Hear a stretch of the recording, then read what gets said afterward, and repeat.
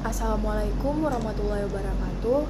Saya Fania Farasabila dengan NPM 2008260197. Di sini saya akan mempresentasikan hasil mind map saya dengan judul kelenjar tiroid yang merupakan tugas remedial dari blok basic endokrin dan metabolisme.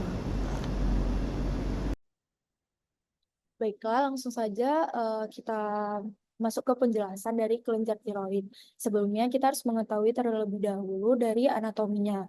Nah, secara singkat, anatomi dari kelenjar tiroid ini dia terletak di bagian leher yang dimana tuh di antara fascia colimedia dan fascia preventralis yang melekat pada trakea dan juga fascia precratrialis dan juga melingkar trakea itu 2/3 bahkan sampai 3/4 lingkaran. Kemudian juga kita harus mengetahui yang mensekresi hormon tiroid itu adalah sel folikuler. Kemudian di dalam kelenjar tiroid itu secara histologi ada yang namanya koloid, yang dimana nanti menghasilkan TG ataupun tiroglobulin.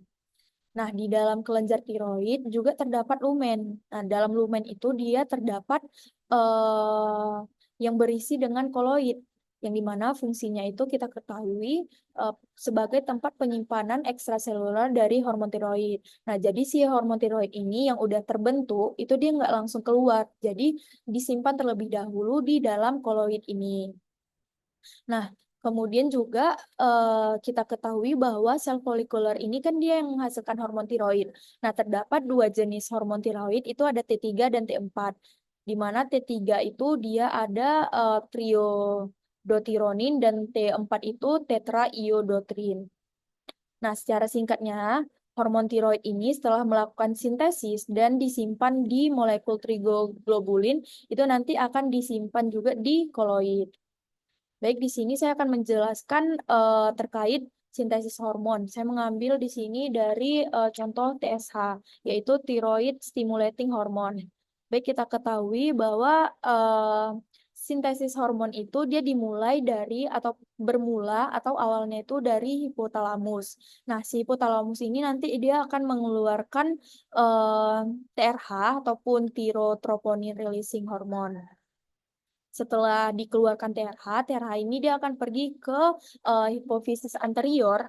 Nah, hipofisis anterior ini dia akan merangsang dan mengeluarkan si TSH, yaitu thyroid stimulating hormone. TSH ini nanti akan pergi ke kelenjar tiroid untuk merangsang keluarnya si hormon tiroid, yaitu T3 dan T4.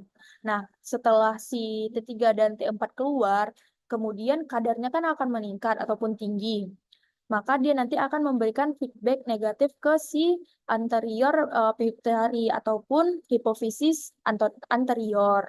Nah, kemudian hipotalamus itu dia gunanya untuk menstopkan keluarnya si TRH ini dan juga TSH, sehingga kadar dari si T3 dan T4 ini lama-kelamaan menjadi akan turun dari yang awalnya tinggi menjadi turun.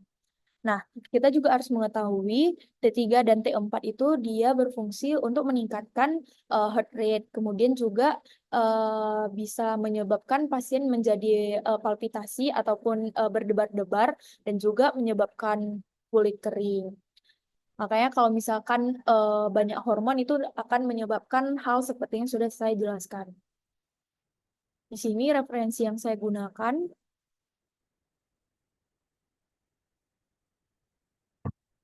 Sekian penjelasan dari saya akhiri. Assalamualaikum warahmatullahi wabarakatuh.